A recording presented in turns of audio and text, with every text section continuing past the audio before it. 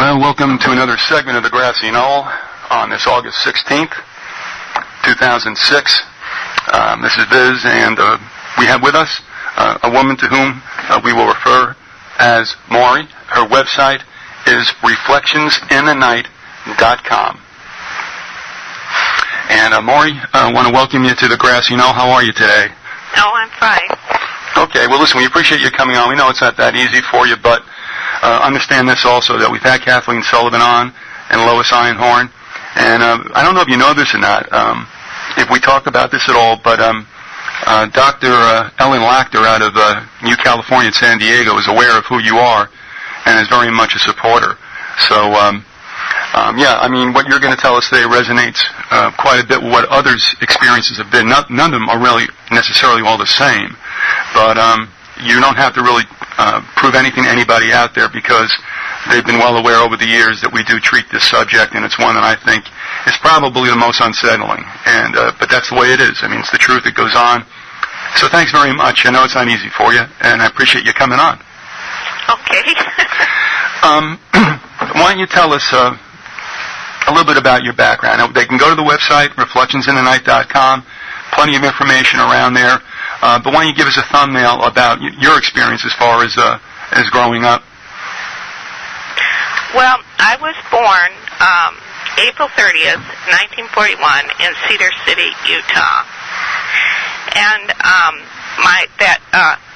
April 30th is an occult holiday. Valpurgisnacht, especially German. It's a German name for the holiday. And my birth was forced on that day by a group of Satanists there, led by a German doctor.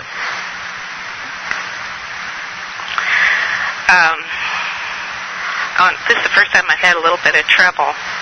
That's all right. I mean, I guess. Well, listen, we can wait. I would hope that there's something cathartic about you coming on, and it does provide you some relief. I would think it does, but of course you know best. Well, let me continue. Listen. Okay.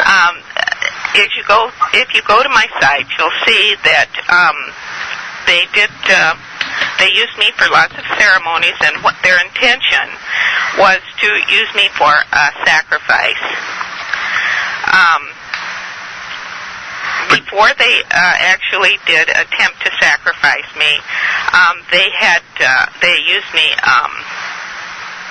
Well, besides a lot of the satanic bestiality and kind of witchcraft and satanic type things, such as putting me in a manger and making me baby Jesus while they slaughter a cow is what I remember, and then covering me in the blood, that type of thing.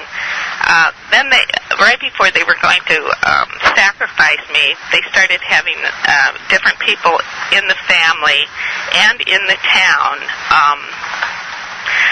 do ceremonies in which the participants think that they murder me.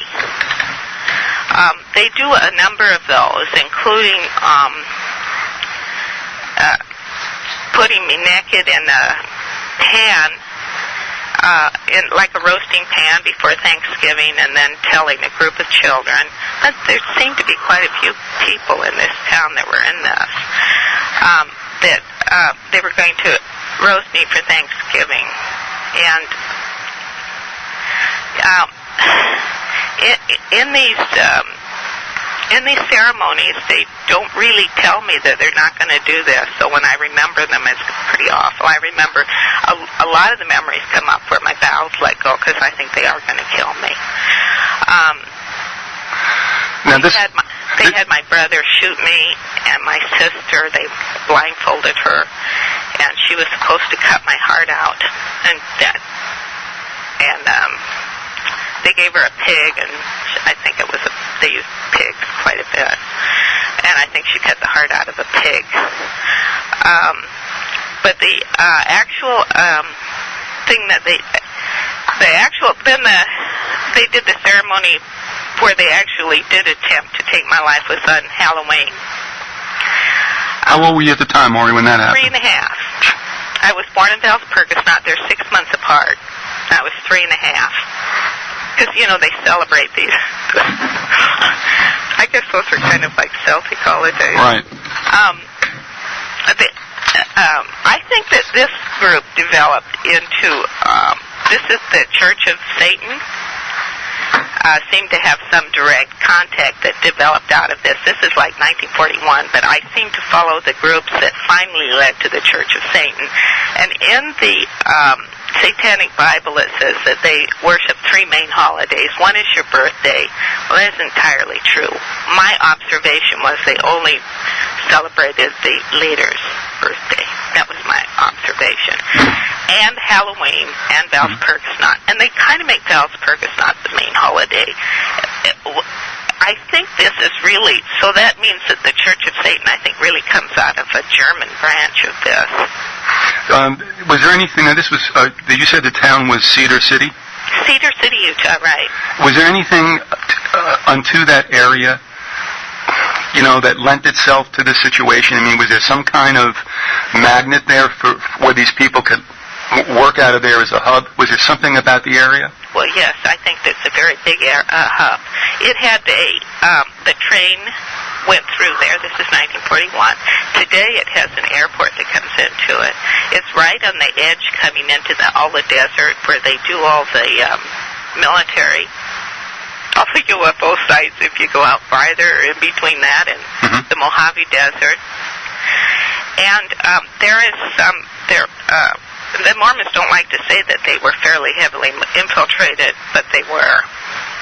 Well, that was kind of my next question. I was wondering if there was an involvement with Mormons. Let me ask you this. I think there's a whole Mormon tale that where they are involved, yes. Yeah. Similar, actually, to the Zionists. And about the same time. Did you say Zionists? Yes. Okay. This is the Jesuits had about the same time with the Mormons. So the two together are somewhat similar. Now, did the military, was it well represented amongst these people? I didn't get to know the military. If we go forward, on this, I did a lot of stuff out of China Lake. In the Mojave Desert, that was pre-military, and with the Jet Propulsion Laboratory. So I did not see military. What I saw were Nazis in full uniform, speaking German. And what year about? And from the rat line. What year would this be about? Well, this would be, they drowned me when I was 3 and a half, and I had a near-death experience with that, and they did kind of succeed, sort of, except that I think I did something called a mammalian diving reflex, which doesn't happen very often, so I think they did intend to kill me. And I survived it, or if you want to have a more spiritual feeling, it wasn't my time, and God made sure I survived it. But I survived that, and they were the town of the Satanic portion of the town. The whole town wasn't Satanist, but there were a lot of Satanists there. And there was a lot, later I found a number of complaints from people in that area that there were Satanists there. Is this Cedar City still? Yes. Okay. They were very angry at my parents, and so I was, we stayed about 6 months afterwards, and the Nazi doctor moved us to California. That would be 1945. Now, when you were growing up, and I am assuming there were other children involved with this, was there any kind of discussions or any kind of camaraderie or any kind of support for one another? No. My brother and sister weren't with me. They separated me out. And the other children, I actually online ran into one of the other children in my discussion group. She remembered the Nazis also. But I mean, while you were all being subjected to this, was there any kind of verbal contact between the children? No, not that I remember. I mean, was that all? I was very much isolated, but for parts of it, Parts of it with the Nazis I wasn't. I was with other children. When they used me as a gray, I was with other children. Also, there were other grays there. Now, when you're saying grays, and we'll talk about this later, you're referring to, I guess, what, to represent yes, aliens? gray, UFO. Okay. Yes. Can you give us a timeline? You leave Cedar City about what time? Right, at about 1945. All right, and you're still very young at that time, right? Well, I'm 4. Let me see if I kind of move ahead here.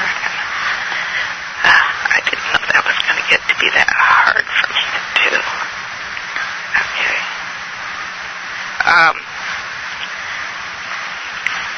We come into Los Angeles, and then the first thing, well, we had a short little period where I think they thought they escaped the whole thing. Even I had an aunt and an uncle, and a cousin, and some cousins that were in it, and they came down, and everybody was so happy, and they were so nice to me, you survived and all this. For a very short period of time, I have some memories from that period of time, because mostly it's blank. My childhood is huge amounts of blank areas. Well, is that because you've I think they thought they escaped it. Well, what about yourself? If you have these blank periods, can you tell? Do you know? And maybe it doesn't matter, but I'm wondering whether or not you shut down for obvious purposes. Oh, absolutely. I repressed most of my childhood. I'm remembering it now. Some of it. Little bits and pieces. The tip of the iceberg. Now, I know people are thinking this. When you said that you had that experience at 3.5, now although that's an impression that could be obviously indelibly emblazoned on anybody at any age, can you really recall this as a first-person experience? Oh, absolutely. Yeah. Absolutely, and slightly before that too, because they were doing a lot of. I had quite a number of memories come up from that period of time, because they were doing bestiality, which I remember mostly as smells and feelings. Mm-hmm. And they were and I absolutely remember when they brought the baby on the cross. Oh, I have another one up there. I absolutely remember when we were out with a bunch of children in the desert on chains, and they brought in the child and cut off its arm and threw it in the fire. I absolutely clearly remember. I have quite a few clear memories from. Well, I don't know exactly, but that was before they drowned me. So it would be late 2 and early 3. Yes, but I think traumatic memories are different from regular memories. I even have quite a number of memories then after 3.5. I remember Cedar City afterwards, when during that 6 months when then I remember I'm a split. I'm co-conscious with the 2 other portions. The worst portions got split off, and I start to remember when I had a babysitter came in Utah, and I just loved her. Her name was Elsa. And that's when I came out. And I have some memories of playing with Elsa and singing with Elsa. Let me do this too, if you don't mind, because I might have breezed by it because it's territory we've somewhat covered before, but there's listeners who've not heard other guests, and they might be thinking, who in the world could be doing this to their children? So within this group, what was the drive behind all these? Well, I see it different than most of the other survivors. Mm-hmm. They keep calling them all evil, that they loved evil. That's not what I saw. What I saw is you get trapped in this, and then that you are so afraid they're going to kill you that you adapt to that. That's what I saw. I didn't see that they had any power either. Everything that they were to do seemed to come from somebody else's decision. And you adapt to that. Oh, I like this, or I'm so happy to be in it, or we're also, the biggest one is what they say about cults, is this superiority.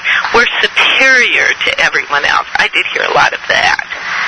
And everybody else does stuff just so dumb, and they're so crass, but it's an adaptation to the fact that they have absolutely no choice. Why do they have no choice? Because the ceremonies are extremely violent, and for many people, it's death to leave. If you're up high enough. It would have been for my parents. Oh, they took a house. I didn't mention that. No, you didn't. Yes. They sold me to the Nazis. They sold me to the Nazis, and they got a little house for that. And when I confronted my father many years later, I said I didn't think I ever had parents. He said, you didn't. So in other words, there was an exchange, that if they gave you up, they would be gifted with a home. Exactly. For their other two, this was the Great Depression. For their other two kids. So from day one, they knew that I was going to die, and they did not get attached. They were supposed to get attached. The whole town was supposed to get attached. If you look on my site, you'll see a picture of a little baby up there. They got me dressed up really cute and had a professional photographer. This is the Great Depression. Take my picture. I'm sure for everybody. They were supposed to get attached to me, and then they all sacrificed me because it's supposed to hurt. Mm-hmm. That's how they control these people. All right, so that's the link then that keeps them in for good. Exactly. It's very vicious. That's why it's so vicious. It is very vicious because that's their control mechanism. But what would even, again, unless it's just absolute incarnate evil, I mean, what would even drive people to think this is a good idea? I mean, gee, join the Kiwanis or something, Haven't you heard? Good. Go into the kind of community and ask people why they join some of this stuff. Ask the guy from the OTO tomorrow why he joins it. Okay, well, I'll do that. But can you give us... Because it's progressive, or this is what they have secret wisdom, or the list kind of goes on and on. If you read Aleister Crowley, you can see some of what his slick is to get people to join it. It's never you're going to have freedom. You're going to find out. I guess the secret knowledge is the biggest thing.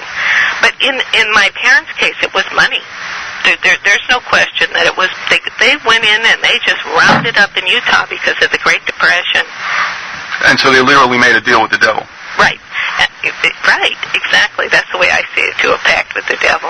Now, just tell us if you have, and I didn't catch on. I want to say this. Other people say, oh, my parents sold me and got money all the way, along. I never saw them get another dime for anything they did, and they used me for child pornography and worked it and they worked as photographers for them until they died. I never saw them get another dime. They never had any other money other than what they both earned because they both worked as school teachers. The house was the only money they ever got. After that, they just paid it back. So in essence, then, they certainly got the short end of the deal, and yourself in the long run. They did, but I don't even like to view it that way. I like to view it as this giant lesson about greed is sort of, you know what I'm saying? They would have gotten the short end if they'd gotten $1 billion. Yep. Yeah, okay. Oh, no, I mean, the thing is, they give something, but then, of course, in a sense, they turn on the deal. They own you, boy. Yep. You just work for them for free. Right. For free. And you give your kids up and everything. That's right. Yep. Now, clear me up. The house was in Cedar City, right? Yes, that house was in Cedar City. And when they traded to come down to Los Angeles, then they got another house. I don't know quite how that exchange worked, but my father did brag that he never made a mortgage payment. What was it like for you in school, in your grammar school years especially? I mean... I don't remember too much about it, but, okay, at that point I had 3 personalities that were functioning.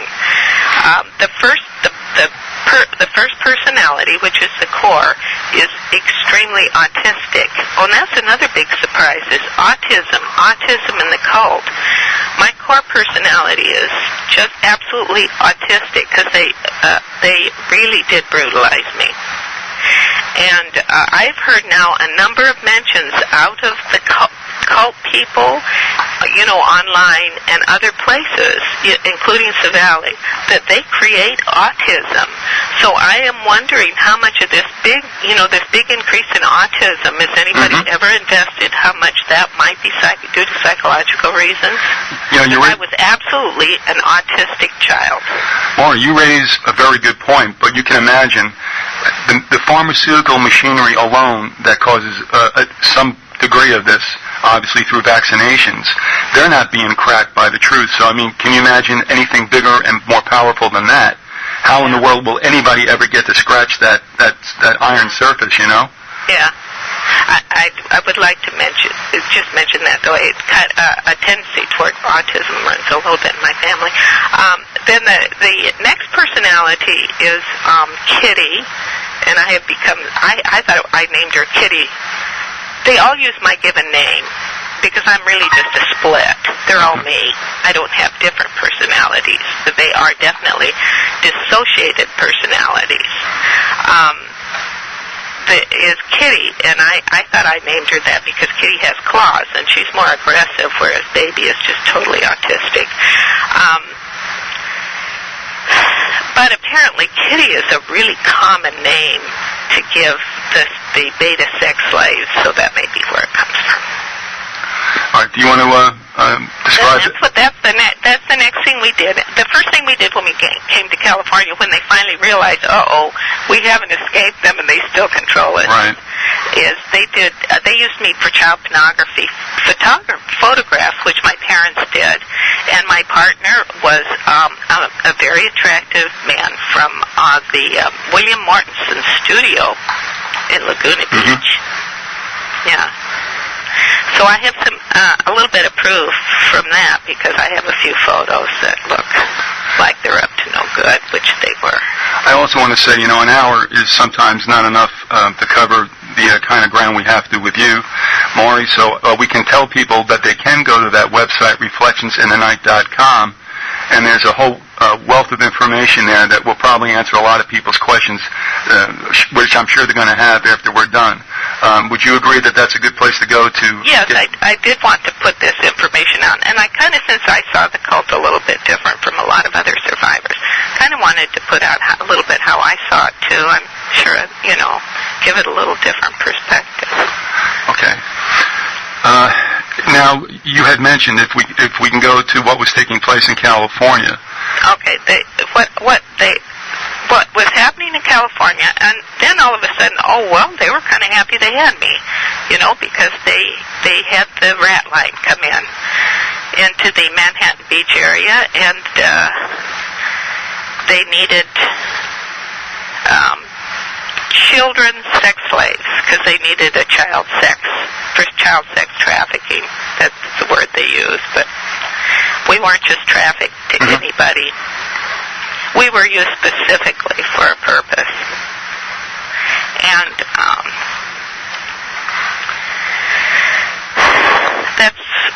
the rat line was the thing I kind of wanted to come into. Why don't you explain to folks what the rat line was? The rat line was where the Catholic Church helped the Nazis escape. All over the world, they say they came, but they came in large numbers to South America at the end of World War II. Yeah, and obviously they made their way up from South America, which interestingly has always been a stronghold for the Jesuits going back to the 17th century or even before. Yeah. So there was quite a pipeline in the Western Hemisphere as well, wasn't there, to get these? Oh, absolutely. Yeah. And they never mentioned that they came directly into the United States, but there's a tiny possibility they were here so soon that their first stop was Manhattan Beach, or maybe other similar areas. I really don't know. But this particular, I ended up meeting a future president, so this was an important stop. So there was something probably about Manhattan Beach as well. Well, it had a little down there in the beach community. They had a Jesuit community. I think it ended up with 4 churches down there. The one I particularly remember is American Martyrs. American Martyrs. Now, is that hooked up with any particular denomination? I believe it's Jesuit. It doesn't say, but it's named after 6 Jesuits that died in Canada. So I would... Okay. And they have a school. So I'm going to assume that it is a Jesuit denomination. All right. Well, they're known as a military... They don't advertise it. I went and looked. No, I mean, they're obviously... They were begun by Loyola to be a military order. They do have the trappings of religiosity. And if you ask anybody, they definitely think they're a spiritual order. So that they would have churches and also perhaps, I don't know whether it had a Romanist kind of mass or not, but obviously it would not be unusual. Either, because I didn't get invited. Well, I mean, it wouldn't be unusual. No one would question why there's a Jesuit church, because they all feel they're just monks anyway, Yeah. Okay. So, all right, Manhattan Beach. And do you want to talk about some of the personages that you encountered? Yes.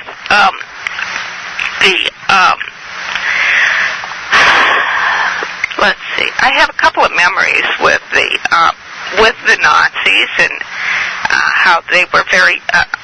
I never got to know a Nazi. I got to know Mrs. Hildebrand, who took care of me, and I lived with her during the week. But I never actually got to know a Nazi. They were like really cardboard figures. One of my memories is I'm in a room with a bunch of other children, and somebody's got their I call this black boots because that's what I specifically remember. It's got their black boots and the military uniform on my chest so that I can't breathe, so I can hardly breathe, and they're yelling, "Please or you die. Please or you die." And I think the reason that they keep doing that, saying it that way, is because they speak German. And I don't understand German. So that was the sentence they used to tell me that I either did what they said or they'd kill me. And I could hear a little boy, and the room was full of girls, so it was kind of unusual. And they had a little boy, and he was complaining at the other end of the room. He was complaining, and so they got a rifle with a bayonet on the end, and they killed him.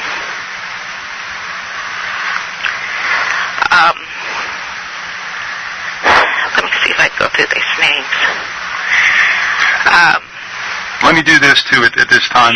I think that the Nazi.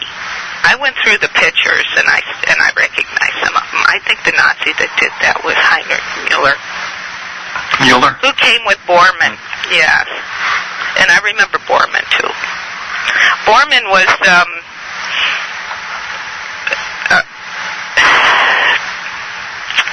a very controlled person. It was like some people thought he ran the Nazi regime there, and boy, if you go read his history, it sounds like maybe he did. He was one of the last ones in the bunker with Hitler. Mm-hmm. He has a very interesting history, and to have seen Bormann is a definite connection to the rat line, because it is almost guaranteed that he escaped with the help of the Catholic Church through the monasteries in Italy. His wife died in the monastery of Canada, in Italy, in Italy. Let me ask you this, and you might have to speculate. 10 children then were all turned over to the Jesuits. Yeah, they were. The Jesuits. Did they necessarily make it to the United States, or? I don't think so, but one of them did, because I remember his oldest son. Mm-hmm. So Bormann and his oldest son, I remember. Heinrich Müller, I remember. I can't even look at his picture, I get too upset. Bormann, okay, he's okay. He was one of them, but he was the one that was in charge of the flight capital. I'm having a little bit of trouble right now, so we'll keep going. I tell you what, Mauri, just grab you a second, because let me do this also. Let me tell folks if they want to ask a question, and I know some do, or make a comment, that they can use visigoth@hotmail.com. That's the email address. MSN, instant message. You can use Visigoth, and if you're on Yahoo, you can use Viz1400. If there's something you want to ask or state, by all means do so, and we'll take it on from there. Mauri, just again before you dive back into this is a digression. I'm just going to ask you if you had any knowledge of this, but since you know of the rat line, since you knew of certain individuals that had gotten to the United States through it, did you ever hear any talk whatsoever about Hitler also being secreted out of Germany? Oh, I wanted to tell you. I think I did, yes, and it wasn't that he was secreted. I had always felt that, and for just no reason, I had always felt that Hitler was just a tool. Mm-hmm. And I think at the end, they weren't too happy with him. He had helped lose the war. And Bormann was one of the last with him before he died. I think he died in the bunker. I think they were anxious at that point to get rid of him. Who's that? They did not worship Hitler. He lost the war, this particular group. But they like to use Hitler because he's like... he's scary. He has this really distinct look, and he gives these scary speeches. He is used as a symbol. Mm-hmm.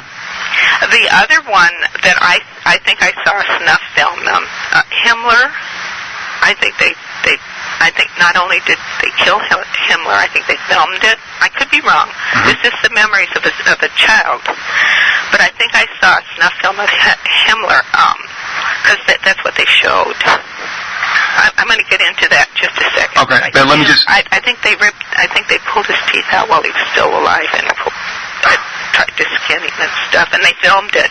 And this was, I feel, the warning that as the Nazis, if you try to put yourself above the Pope, and I think Himmler had some comments he made about the Pope, this is what's going to happen to you.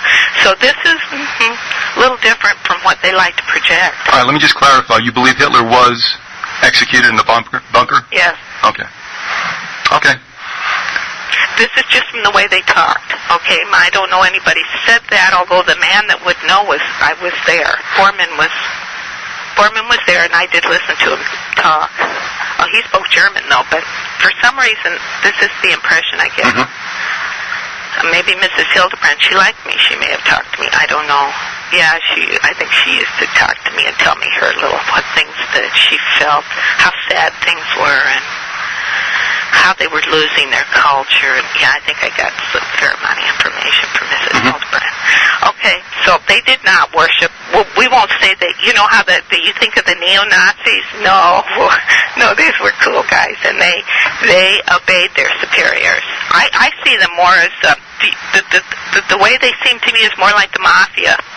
And it's interesting that you never see a mafia member get too much public power. And they're to be in the background. And this is what the Nazis are to be also. Very similar to, and that the true new Nazis, that's the way they are. You don't know who they are. So you're saying... They don't have a Hitler.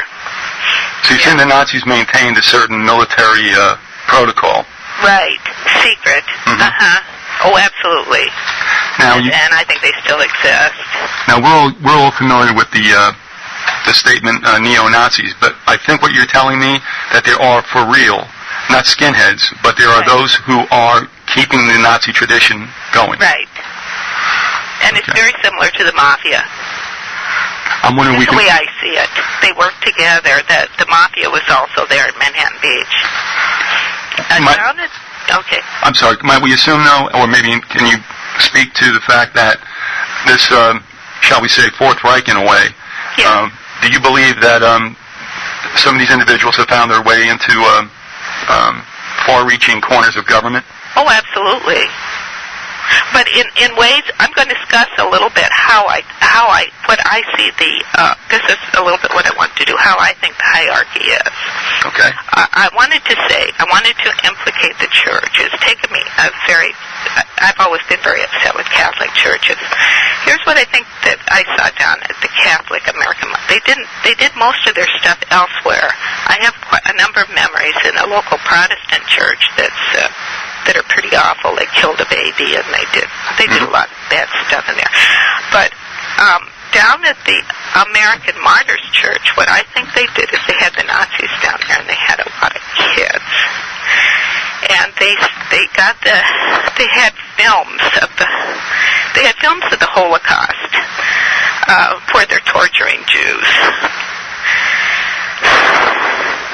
They're not the same as the films you see after the war. You see a lot of bodies and stuff, but they filmed it while they tortured the Jews. Mm-hmm. And they showed those films to the Nazis, and the Nazis raped the kids while they watched the films. And I think, and they called us Nazis. The one person that came back and told her experience said they called her a Jew bitch. Mm-hmm. I'm going to be okay. Okay. I think what they were doing is they were creating people that would associate extreme violence with sex. Mm-hmm. Yeah. I think Freud would agree with you. So yes. Okay. I tell you what. That's how the way they created those Nazis was the worst you could think is how they created them. I never got to know any of them. They were just, I don't know. I'm not sure they had much humanity left by the time they're through with them. They weren't very big. 5 or 6.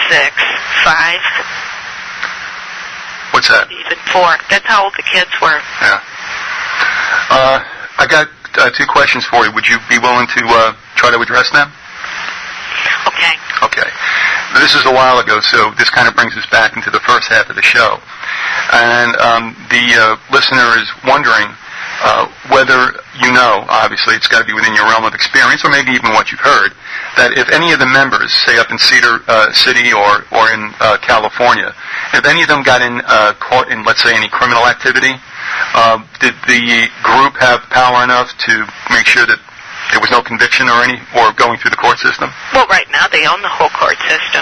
My sister serves on juries continuously. I don't know how many. I do not know how someone can get called for jury duty as much as she does. Oh, I just served on another jury, and she's a Satanist. So basically a professional jurist, huh?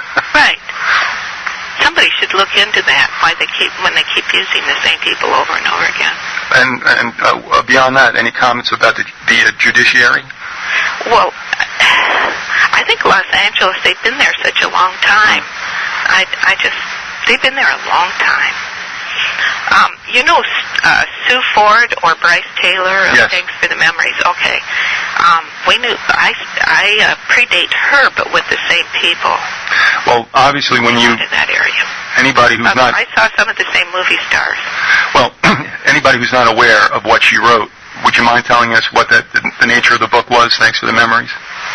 Well, it's about she was a, do they call him presidential model? Oh, yeah, I think that's the catch term. She was a beta sex slave for people of power in the movie industry and also in Washington. I also have another question for you. And again, this may be beyond, but whatever, I'll let you speak to it. Did you ever hear any talk of obviously from the Nazis, about any kind of military excursion to Alaska during Hitler's time to set up maybe an underground race, or a continuation, if you would say, of this elite? No. Okay. Okay. Yeah, most of the feelings I got were just kind of end of the war feelings. I don't know that this particular group then would be, I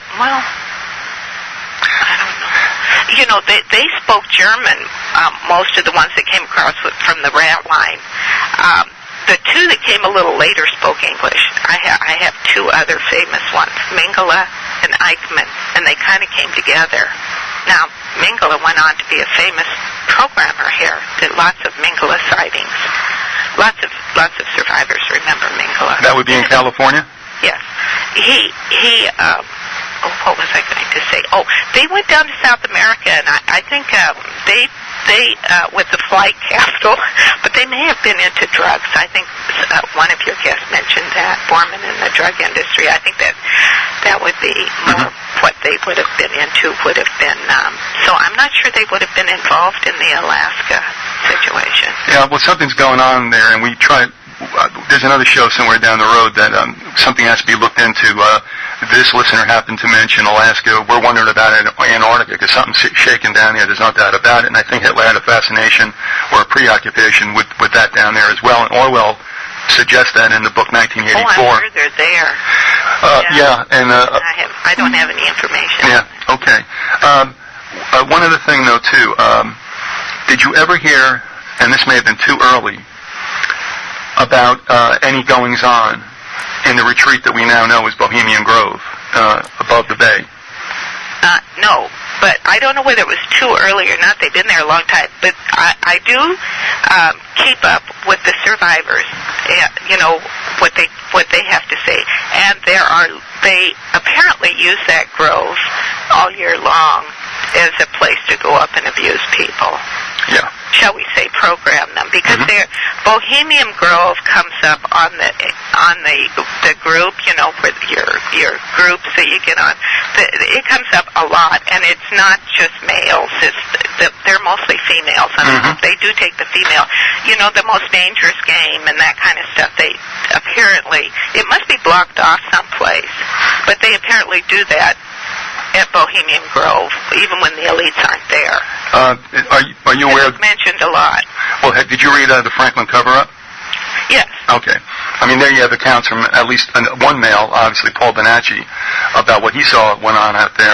But you're right. I've heard at least 3 or 4 out of the group. Right. Yeah. Okay. And Alicia Owens was the other individual whose testimony was central. But of course, no one ever got indicted who was involved in that pipeline of children for sex purposes. Yeah. About Mengele, though, apparently he was very much involved with trying to create Manchurian candidates by creating MPD. Do you know that he spent some time in Area 51 basically plying his trade there? Well, Mengele, I have run across in just my little group at least 3 people that remember Mengele, and we all remember him the same way. He had a little split between his front teeth. Mengele and the famous split. When I first saw his picture, I spent a week going crazy trying to identify that split between his front teeth. So I suspect that he. Do you know who Fritz Springmeier is? Sure. Okay. He talks about all the cages at China Lake. Right. Well, they had me up at China Lake. This was before the cages, and that area is owned by a Jet Propulsion Laboratory. If the cages went up, Mengele didn't come, I don't think, till around 1950 or 51, somewhere in there. And that would have been after. I was there in 1947 with the UFO hoax. If the cages went up, that sounds to me like a Mengele fingerprint. Okay. So, they were big into the UFO stuff. Well, you had mentioned, and we'll touch upon that next, but now going back, I remember you mentioned at the outset of the show about the Jet Propulsion Labs and the desert. Was Jet Propulsion Labs somehow, some way involved in this whole underbelly? Absolutely. That's where they sex trafficked me. That's where I got interested in physics. I was sex trafficked down to Jack Parsons is one of the places where Jack Parsons was for a brief period of time the head of the OTO in the United States. Okay. That's where, I met the movie stars there that were in it, and a lot of physicists. It was the physicists that I sort of made friends with, and I made friends with Jack. They killed him. Who's they? The Nazis. And what was the motive? Do you know? Yes, I do know. When they set up these groups, they will often kill one of the members. It's very common, and that is a warning to all the rest. After your friend gets killed because he didn't cooperate, you can imagine how much these people hop the rest of their life. They do that a lot. And Jack was not so sure, I think, since he tried to help me. I don't think he didn't mind the OTO stuff and the sex magic and I don't think he liked that they brought children in there. Okay. And he may have stood up about it. Okay. So they killed him. And they paid for it. And they killed his mother an hour later. And then they tried to do something with some kind of a film that he'd been having sex with his mother. I mean, that's part of the story that's out. Right. Jack was a very sweet person. He was born into it. His father was part of the Hellfire. The Hellfire Club? Yeah. Now, is So that... all the stories about Jack, except the nice ones, are untrue. He was a very nice person. And you're referring to the Hellfire Club being international in scope, correct? Yes. Right. I assume. I don't know that much about it, but when I went to read about it and put it together a little bit with what I remembered. All right, now, you've mentioned the Greys, you mentioned the UFO hoax. Can you tell us what was all going on about that? They had out in the Mojave Desert, and I don't know how many people knew because my memory of it was that Mrs. Hildebrand was there, and I was there, and the Nazis were there. I don't remember seeing the group from JPL, but they had it looked like the China Lake area. It felt right. When I first heard about China Lake, I thought it was up higher in the state. I kind of knew where I was taken. I knew I was taken out in the Mojave Desert regularly. And when I saw China Lake was in the Mojave Desert, I thought, oh, how'd I miss that? They had some kind of a hangar, and it looked like they did have, the UFO, they had something. They had something that was round and would go up vertical and had flashing lights. And my guess, the Foo Fighter that they talk about, In the Second World War? I kind of looked it up, but I thought it was bigger than that. I would have guessed more like a helicopter that was dressed up. And they had something. Well, what were they doing with it? Were they making films, or? Well, they were going to do this UFO hoax because they had a group of kids all dressed up like the Greys, and they just made something up to make you look otherworldly. And what they made up caught on. Everybody remembered that costume. Are we thinking basically about the ET type prototype? Yes, that's just a little naked child. They put a nylon stocking over your head to make your mouth disappear into a slit, and your ears, two holes on the side of your head, and you can't talk. And they put goggles on. I think they originally used the World War II goggles, but they may have put that down to just the goggle lenses because your eyes disappear too, and you just look like, you don't look like anything. So, and they have you naked, but you see all the original, and they were little girls. They used little girls. They kept us thin because one of the ways they control you is to starve you.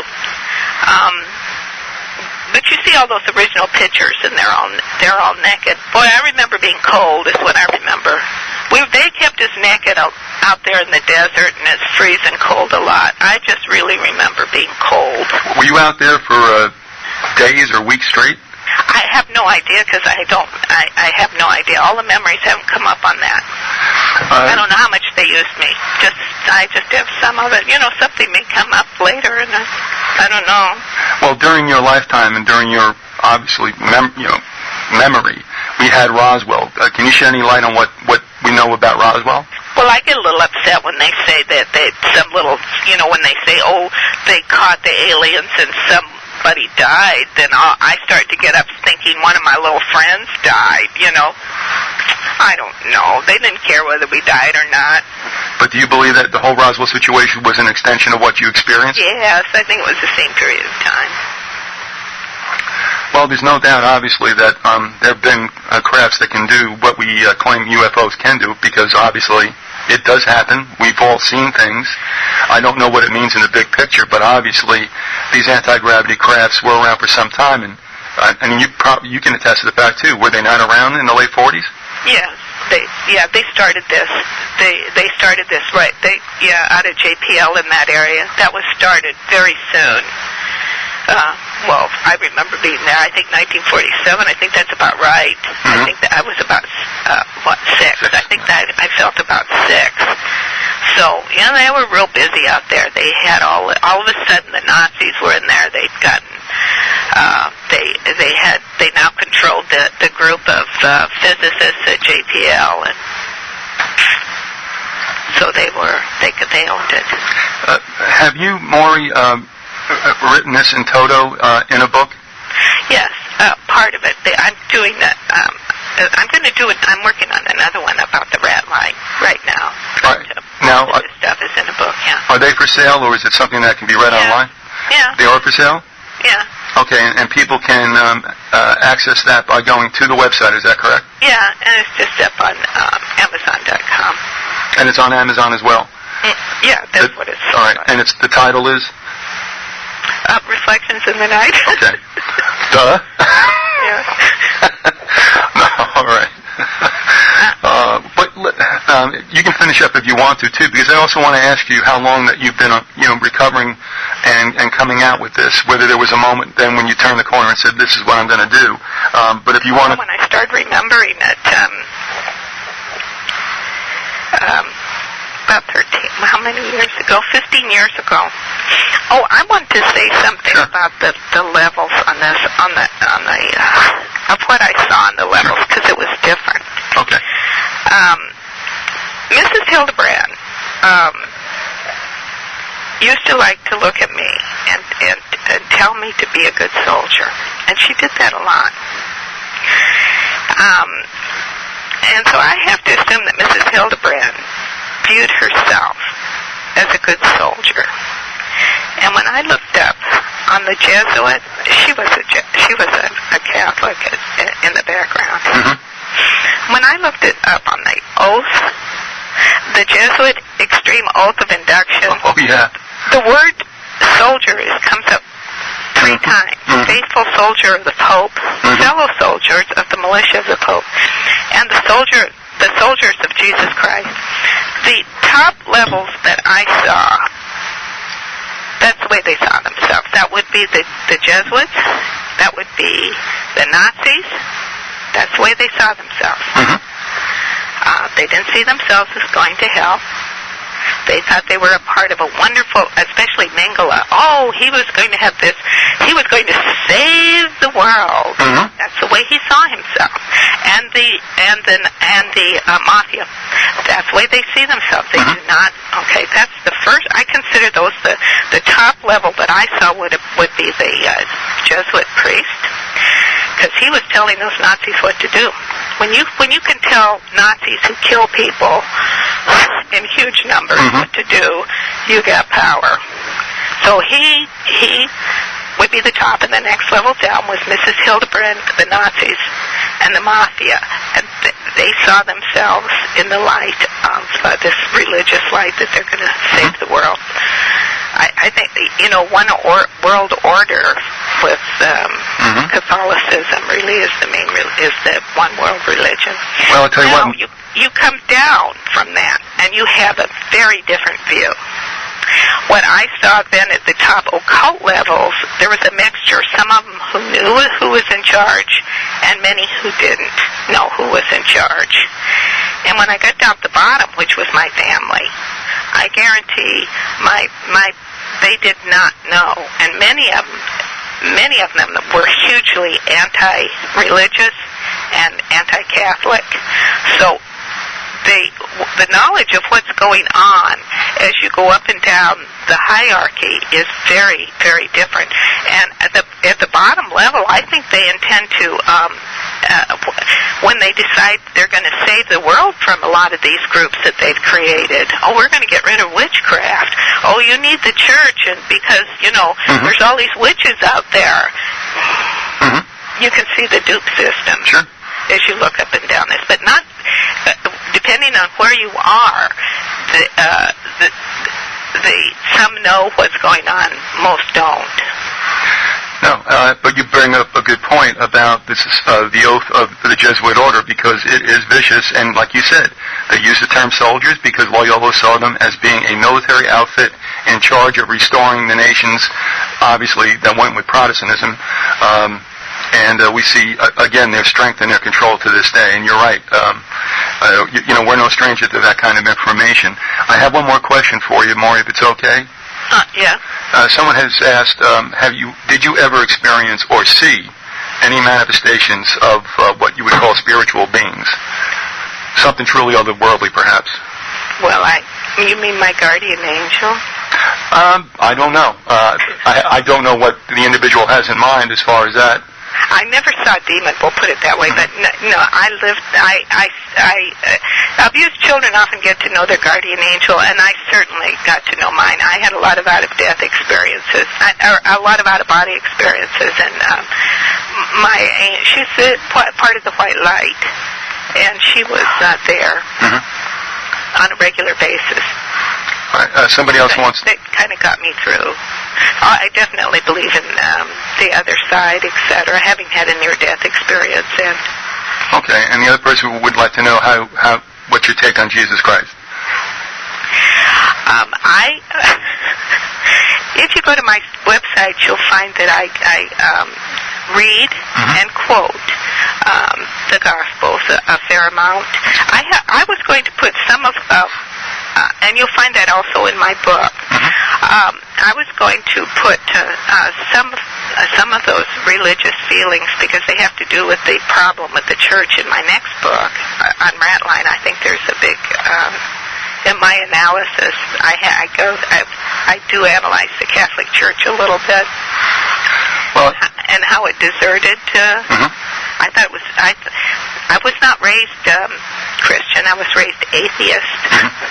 But I certainly have turned to the Bible as I've researched this stuff. All right. Well, a lot of us here feel that Christ is the answer, and if you're led to that, we'd be praying for you, hopefully, that your heart will be open in that manner. And I'll tell you, you write very well. You're an intelligent woman without a doubt. And that's why I asked you once upon a time what was your background, because you write so well. And then you told me it was what? It was physics, was it not? No, bacteriology. Okay. So I could be part of that whole the bacteriological bomb or something. They tell you what to take in school. I didn't have any choice. Well, maybe it's good that you didn't go all the way there, because with the way a lot of those microbiologists turned up, are you familiar with that? Yes. Yeah, I have been turning up dead. All right. One more time, Mauri, tell us about the website and how people can purchase the book. Well, you just go to the website and read it over and see if it's something you want to, that you're interested in reading more on. I have quite a bit of the main information that I did want to get out to the public on the website. Yeah, it's kind of a heavy read, a little depressing, but things you should know. That's right. This is going on and I have a little more proof than some survivors do. I have a little proof of the criminal activity they were into. They're big into antiquities. And a lot of survivors don't have anything, but I do have a little bit. Well, listen, I'm glad you came out to speak to this, because this is a very necessary thing that has to happen in the United States, especially in light of the way that children disappear in this country, the milk carton kids. They've got to know about this. Everybody does. So thank you for going through. Thanks for having me on. That's not a problem. I'm going to be talking to you very shortly, too. Is that all right, Mauri? Yeah. All right. Listen, God bless you. Thank you very much for coming on. Okay. Bye-bye now.